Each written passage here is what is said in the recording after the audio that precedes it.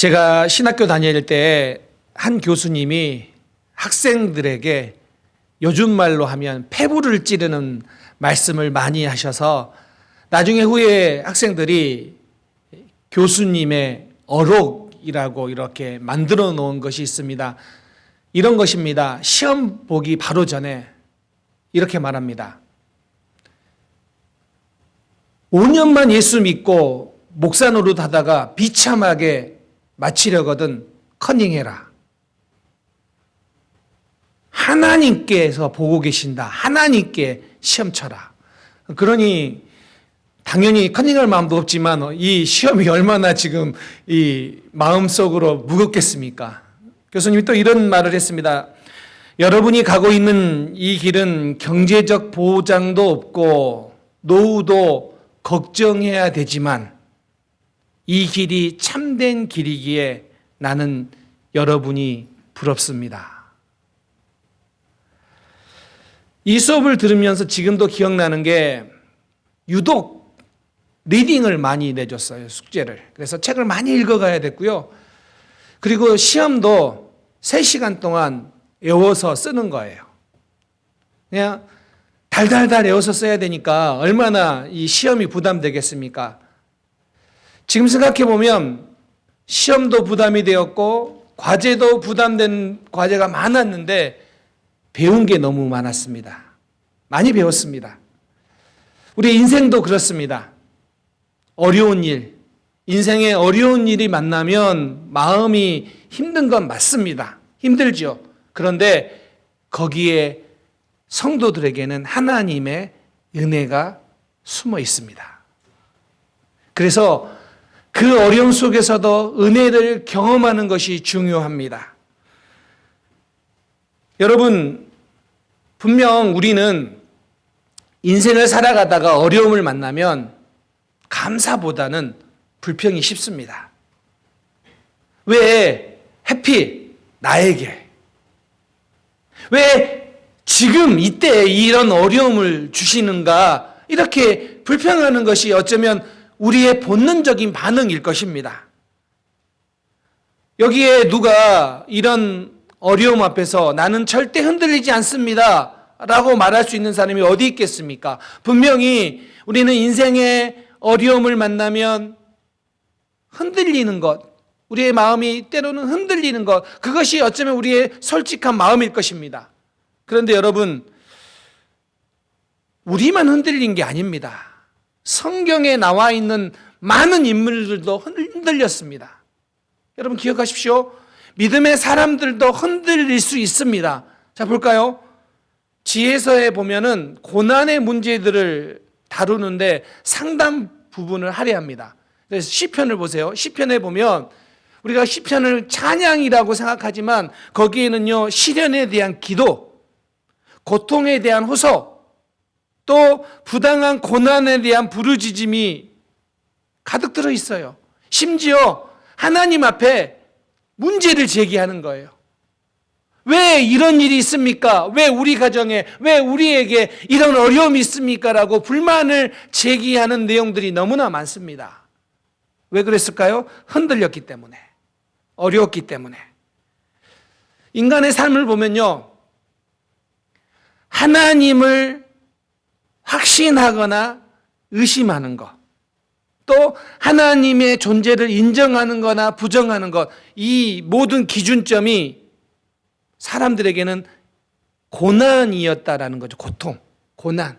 고난 앞에서 어떤 사람은 하나님을 부정하기도 하고 어떤 사람은 하나님을 인정하기도 하고 어떤 사람은 하나님을 의심하기도 하고 어떤 사람은 하나님을 확신하기도 하고 그 기준점이 고난이었습니다.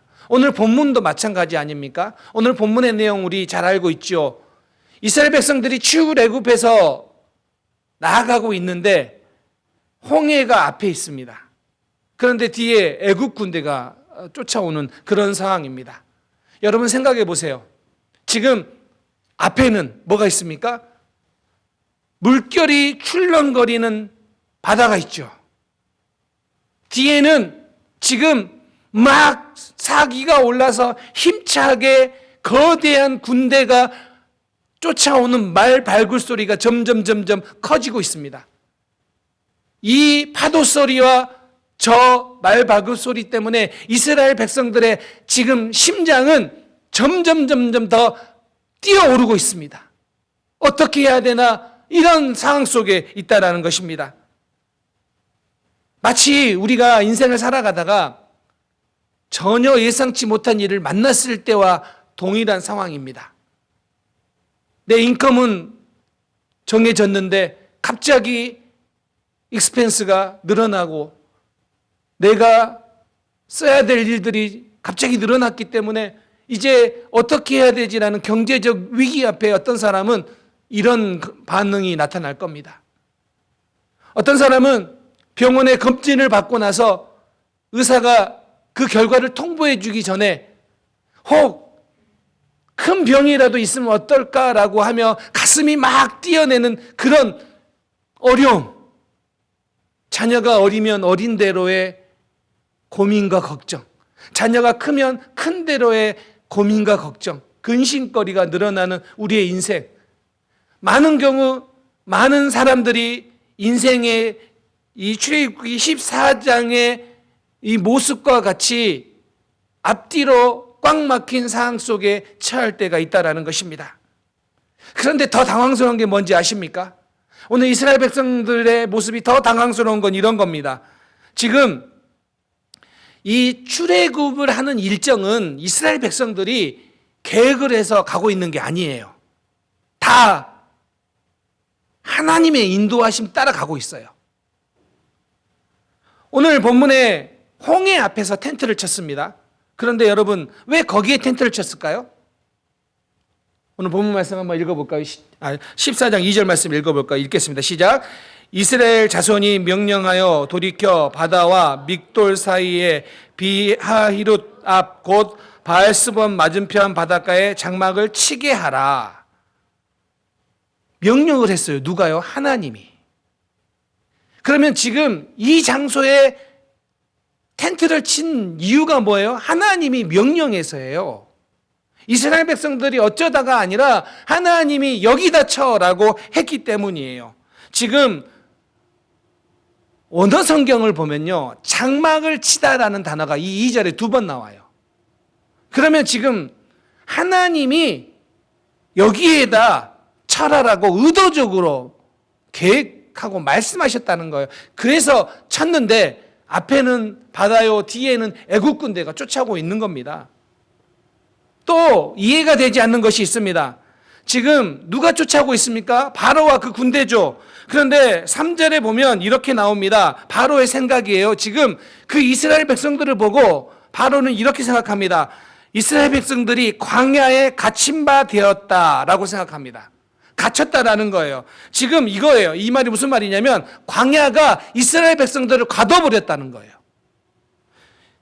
이것은 바로가 하나님은, 여호와는 광야에서는 하나님이 아니다 이렇게 생각하고, 광야에서 여호와도 어쩔 줄 모른다, 그래서 광야가 이스라엘 백성들을 가둬버렸다라고 지금 조롱하고 있는 거예요.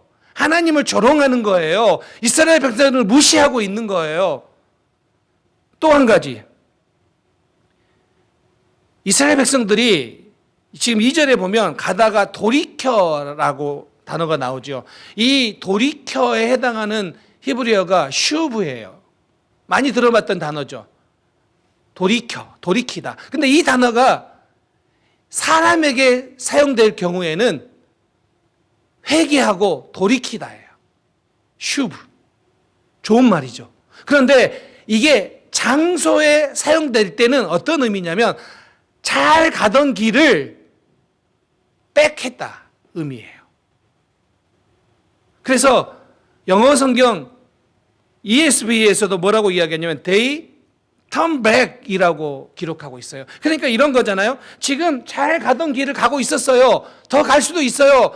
그런데 하나님이 야야야야야 백 우리 식으로 표현하면 백 해서 거기에다가 다시 돌이켜서 텐트를 쳤다라는 겁니다. 하나님이 말씀하셨는데, 하나님이 인도하셨는데 사면 초가에 빠졌습니다. 하나님이 이스라엘 백성들을 인도하고 계시는데 어려움의 위기에 빠져버린 겁니다. 여러분, 우리가 가끔 이런 마음이 들 때가 있어요. 기도했는데 상황이 바뀌지가 않아요. 하나님을 신뢰했는데 어느 때에는 내가 절벽 앞에 서 있는 것처럼 느낄 때가 있어요. 조금만 잘못하면, 조금만 무슨 일이 일어나면 내 인생이, 혹시 우리 가정이, 우리 자녀들이 문제가 생길 것 같은 그런 절벽 가운데 있는 느낌이 들 때가 있다라는 것입니다. 근데 사람들이 그때 이렇게 말을 하죠. 예수 믿는다면서 왜 그래?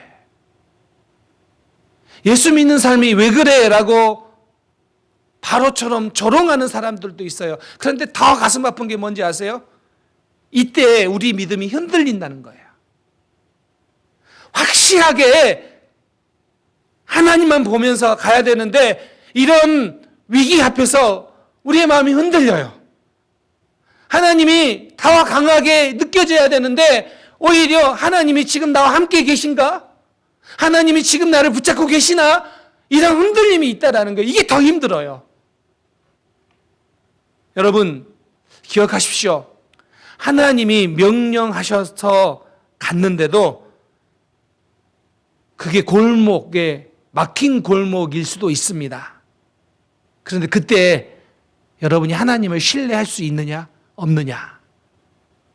그때도 여러분이 이 흔들린 가운데서도 하나님을 선택하며 믿음으로 이 길을 가느냐, 아니면 거기에 좌절하고 낙심하느냐, 이거는 완전히 다르다는 거예요. 여러분, 우리가 주목해야 되는 것이 있습니다. 우리가 생각하는 믿음의 길은 문제가 없는 상황이라고 생각하지만 하나님이 우리를 인도하시는 믿음의 길은 어려운 상황 속에서도 하나님의 임재와 동행을 경험하게 하는 것입니다. 이게 중요합니다. 우리는 이 믿음의 길을 가면 그 어떤 어려움도 없을 거라고 생각해요. 아니에요. 하나님이 우리를 인도하실 때는 어려움이 사라지는 것이 아니라 그 어려움은 그대로 있는데 그 어려움 속에서 뭐가 중요합니까? 하나님의 임재와 동행을 경험하고 있다라는 거예요. 이게 믿음의 길이에요.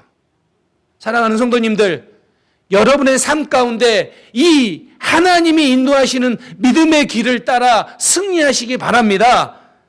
그래서 여러분 기억하십시오. 우리의 신앙은 스톰, 프리 라이프가 아니라 폭풍우가 오는데 그 가운데 임마누엘입니다. 이거예요. 자, 오늘 이제 우리가 이런 상황 속에 있는데 모세가 말을 합니다. 어떻게 하나님이 이 일을 해결하시는지 오늘 본문을 주목해서 봐야 됩니다. 13절에 이렇게 말합니다. 우리 함께 읽겠습니다. 자, 시작. 모세가 백성에게 이르되 너희는 두려워하지 말고 가만히 서서 여호와께서 오늘 너희를 위하여 행하시는 구원을 보라. 너희가 오늘 본 애굽 사람을 영원히 다시 보지 아니하리라. 먼저 모세가 뭐라고 말합니까? 두려워하지 말라. 지금 이스라엘 백성들이 왜 두려워해요? 왜 두려워합니까? 하나예요. 애국 군대를 보았기 때문에. 애국 군대가 눈에 보였기 때문에 그 어려움이 눈에 보이기 때문에 두려우는 거예요. 그렇습니다. 여러분, 이제 두려움이 찾아오면 우리가 그게 보이면 우리는 두려워해요. 그런데 여러분, 우리가 육신의 눈을 가졌기 때문에 이런 어려움 앞에서 두려워하지만 바로 전에 이스라엘 백성들이 애굽을 나올 때요, 어떻게 나왔냐면 8절에 보면, 14장 8절에 보면 손 들고 나왔어요. 손 들고. 이게 손 들고 나온 게 어떤 의미인지 아세요? 이게 언어의 의미가 이런 거죠. 손을 높이 들고인데 아주 잘 번역한 거죠. 이건 이런 의미예요. 손을 들었다는 것은 하나님의 권능을 찬양했다는 뜻이에요. 얼마 전에, 바로 전에 그들은 손을 들고 하나님의 권능을 찬양하며 나왔어요. 그런데 애국 군대가 보이자 손은 내려가고 두려움이 찾아와 버린 거예요. 여러분, 우리도 그렇습니다. 믿음 생활 잘하고 있는 것 같지만 걱정이, 두려움이 찾아오면 그거 보고 내 마음속에 그 고난 앞에서, 어려움 앞에서 두려움에 사로잡힐 때가 있어요. 여러분, 아닙니다. 우리는 하나님을 찬양하며 하나님의 이름을, 권능을 높이며 나오는 존재입니다. 그 어려움도 마찬가지입니다. 이 홍해 앞에서도 마찬가지였어야 됩니다. 그런데 그들은 두려움에 빠지고 기도합니다. 하나님께 부르짖습니다. 그런데 기도하고 나서 그 다음 장면을 보면 이해가 안 되는 거죠. 기도했으면 다시 손을 높이 들 것 같은데 그러지 않아요. 뭐라고 이야기하냐면 11절에 애굽에 매장지가 없어서 당신이 우리를 이끌어내어 이 광야에 죽게 하느냐, 이런 이야기해요. 지금 이 구절을 마치 속사포처럼 세 개의 말을 쏟아내는 거예요. 뭐라고 쏟아내냐면 애굽에 매장지가 없어서 우리를 이 광야에서 죽게 하느냐, 어찌하여서 우리를 애굽에서 이끌어내어서 이 지경에 우리를 처하게 했느냐. 야, 말했잖아. 우리가 차라리 애굽에서 종살이하는 게 더 낫다라고 말했잖아. 왜 우리를 데려왔느냐. 이거를 막 쏟아내요. 뭐 하고 난 다음에요? 기도하고 난 다음에. 이스라엘 백성들이 힘들 때마다 이런 말을 계속해요. 이거 보면요, 우리도 비슷하지 않습니까? 좀 힘들면 내가 미국에는 왜 와가지고 이 고생을 하나? 그때 미국에 오는 게 아니었는데 내가 교회는 왜 다녀가지고 내가 이렇게 믿음으로 살려고 이렇게 힘들어야 되나? 교회 안 다녔으면 내 마음대로 살았을걸. 우리는 막 힘들면 이스라엘 백성들처럼 속사포처럼 막 쏟아내는 거예요. 이런 불만들을, 불평들을. 그때 하나님이 이렇게 말씀하십니다. 우리 함께 읽겠습니다. 시작. 여호와께서 너희를 위하여 싸우시리니 너희는 가만히 있을지니라. 아멘. 원어 성경에서 가만히 있을지니라라는 이 말이 정확하게 말하면 말 없는 상태를 말해요. 그러면 지금 이 말은 너희가 조용히 침묵하며 있으라는 거예요. 성경학자 제임스 브루크너도 출애굽 주석에서 이렇게 말합니다. 조용하라를 말하는 것을 멈추라는 거예요. 지금 이것은 가만히 있다라는 것은 아무것도 하지 마 이제, 이런 의미가 아니라 말하는 것을 멈추라, 이 말이에요. 이거는요, 수동적인 자세를 가지라는 의미가 아니라 중요한 게 침묵을 요구해요. 왜 침묵을 요구할까요? 왜 하나님이 지금 이스라엘 백성들에게 침묵을 요구할까요? 이거는 이런 의미예요. 너희가 지금 불평하고 있는 것 대신에 하나님께서 하시는 일을 보기 위하여 믿음의 제사를 가져라. 이게 침묵하며 하나님이 하시는 일을 바라보는 거예요. 여러분, 어려울 때, 고난이 찾아왔을 때 불평하는 것 대신 침묵하며 하나님이 이 일을 어떻게 해결하시고 이끌어 가시는지를 바라보겠습니다라는 믿음의 자세가 뭐예요? 가만히 있는 거예요. 올해 1월 달이에요. 같이 이 근방에 사역했던 목사님이 이곳에 사역을 접고 저기 조지아주 사바나로 개척하러 이렇게 가셨어요. 근데 여행 겸 간다고 여기서 차를 가지고, 애틀란타보다 더 밑에니까 되게 멀잖아요. 이렇게 갔는데 첫째 날 가족 다 함께 그랜드 캐년을 여행하고 내려오는 길에 차가 쓴 겁니다. 1월 달에. 얼마나 당황스럽겠습니까? 한 복판에 차가 섰으니 이러지도 못하고 저러지도 못하는 그런 저녁 시간에 어떻게 겨우 토잉을 해서 호텔에 갔는데 이 차는 다음날 고쳐서 갈 수 있는 상황이 아닌 거예요. 그러니까 이제 개척하러 간 거잖아요, 교회를. 그것도 아무도 것도 모르는 그 사바나 지역으로 믿음으로 어떻게 보면 여정을 떠난 거잖아요. 그러니 첫째 날에 차가 섰으니 얼마나 마음이 무겁겠습니까? 그날 호텔에 갔는데 가족 다 침묵 가운데 있더래요. 다. 이걸 어떻게 봐야 되나?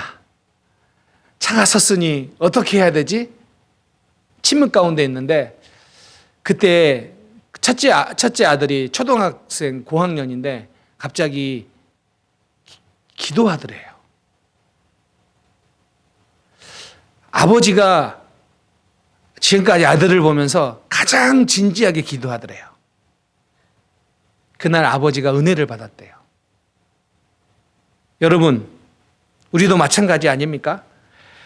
조금만 어려워도 남 탓하기 쉽고요. 불평하기 쉬운 게 우리 안에 있는 연약함입니다. 이스라엘이 그랬던 것처럼 우리도 그렇습니다. 그런데 여러분, 불평 대신에 가만히 있어. 하나님이 우리를 대신하여 싸우시리다라는 이 사실을 믿고 지금 가만히 침묵하며 있는 그 자세. 이걸 하나님이 지금 요청하고 계세요. 이걸 할 수 있느냐는 거예요. 여러분, 심장이 뛰어오르고 내 눈에는 나를 쫓아오는 저 애국 군대가 보이는데 그 가운데서도 가만히 있어 하나님이 어떤 일을 하시는지 내가 바라보겠습니다 라는 이 믿음의 자세를 가질 수 있느냐는 거예요. 사랑하는 성도님들, 하나님이 여러분을 위해 일하십니다. 하나님이 여러분을 위해 싸우십니다. 가만히 하나님의 일하심을 받아볼 수 있는 그런 믿음의 자세가 우리 모두에게 있기를 주님의 이름으로 축원합니다. 그럼에도 불구하고 저는 여기에 고민이 있습니다. 질문이 있습니다. 왜 하나님은 이스라엘 백성들에게 이런 상황에 들어가게 하셨을까요? 앞에도 막히고 뒤에도 막히는 상황. 그러지 않아도 되잖아요. 어려운 상황을 맞닥뜨리지 않아도 되잖아요. 근데 왜 하나님은 이런 어려운 상황에 들어가게 하셨냐라는 것입니다. 왜 그랬을까요? 왜요? 우리가 원하는 것은 평탄한 삶인데 왜 하나님은 때로 우리를 이스라엘 백성들처럼 홍해 앞에다 두게 하시냐는 거예요. 왜요? 출애굽기 14장 17절 18절에 우리에게 말씀하십니다. 한번 읽어보겠습니다. 시작. 내가 애굽 사람들의 마음을 완악하게 할 것인즉 그들이 그 뒤를 따라 들어갈 것이라. 내가 바로와 그의 모든 군대와 그의 병거와 마병으로 말미암아 영광을 얻으리니. 다음이요. 내가 바로와 그의 병거와 마병으로 말미암아 영광을 얻을 때에야 애굽 사람들이 나를 여호와인 줄 알리라 하시더니. 그 이유가 무엇입니까? 예수 믿지 않는 사람들도 하나님이 여호와인 줄 알게 하시기 때문입니다. 왜 그렇게 하신다고요? 이 일을 통하여 하나님의 영광이 드러나게 하기 위하여 하나님 그 일을 하십니다. 그런데 여러분, 이 17절을 우리가 보면 어느 성경의 처음 시작에는 감탄사로 시작해요. 한국말로 하면 나를 보라, 내가 하겠다 이거예요. 나를 보라, 내가 하겠다. 지금 여러분 보십시오. 이 위대한 당시 최강의 애국 군대를 파멸시킨 사람이 누굽니까? 이스라엘 백성들은 아무것도 안 했습니다. 하나님이 그 일을 하셨습니다. 사람들은 아무것도 안 했습니다. 하나님이 그 일을 하셨습니다. 이걸 통해 하나님 뭘 알려주신다고요? 여호와이신 줄, 이 애국 군대에게 하나님이 하나님 되심을 선포하고 계시는 겁니다. 이 애국 군대에게, 이스라엘 백성들에게 하나님이 영광 받으심을 나타내고 있습니다. 그렇습니다. 사랑하는 성도님들, 때로는 우리의 삶이 어렵고 힘들어도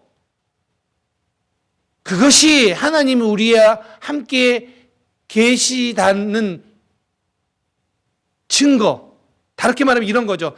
우리가 어렵다고 해서 하나님 우리 함께 계시지 않네라는 증거가 아니라는 거예요. 어려움 속에서도 하나님은 우리와 함께 계십니다. 어려움이 하나님의 함께 계심을 좌우할 수 없다라는 거예요. 그것은 아무것도 아니라는 거예요.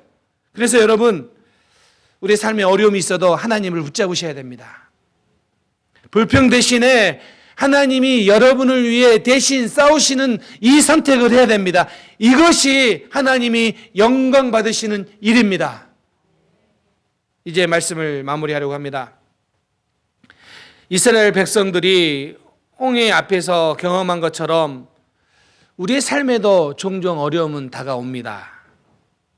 그러나 불평하다가 불평에 매몰되는 것이 아니라 가만히 하나님이 어떻게 일하신지를 믿음으로 바라보겠다라는 결단이 우리에게 필요합니다. 그렇게 가만히 있어서 하나님의 일하심을 바라볼 때 하나님이 여러분을 통하여, 여러분의 주위 사람들을 통하여, 우리 공동체를 통하여 영광 받으실 줄 믿습니다. 사랑하는 성도님들, 기억하십시오. 하나님은 우리의 어려움을 다스리십니다. 하나님은 우리의 연약함 속에서도 일하십니다. 우리를 위해 싸우십니다. 시편 기자가 고백했듯이 우리도 이렇게 고백하기를 원합니다. 함께 이 고백하겠습니다. 시작. 하나님은 우리의 피난처시요 힘이시니 환난 중에 만날 큰 도움이시라. 그러므로 땅이 변하든지 산이 흔들려 바다 가운데 빠지든지 바닷물이 쏟아나고 뛰노든지 그것이 넘침으로 산이 흔들릴지라도 우리는 두려워하지 아니하리로다. 아멘. 아멘. 하나님은 고난과 상관없이가 아니라 고난을 통하여 우리에게 온전한 기쁨을 주십니다. 그래서 여러분, 우리가 해야 할 일은 우리가 홍해 앞에 서 있을지라도 애국 군대가 추격해 오더라도 하나님을 신뢰하는 겁니다. 하나님을 신뢰하면서 오늘 우리를 통하여 하나님이 영광 받으실 것임을 믿고 하나님의 영광을 드러내는 우리 성도님들 되시기 바랍니다. 오늘 믿음으로 담대히 서서 하나님이 우리를 위해 싸우시리니 라는 이 고백이 오늘 여러분들의 고백, 우리 모두의 고백 되기를 주님의 이름으로 축원합니다. 아멘. 기도하겠습니다.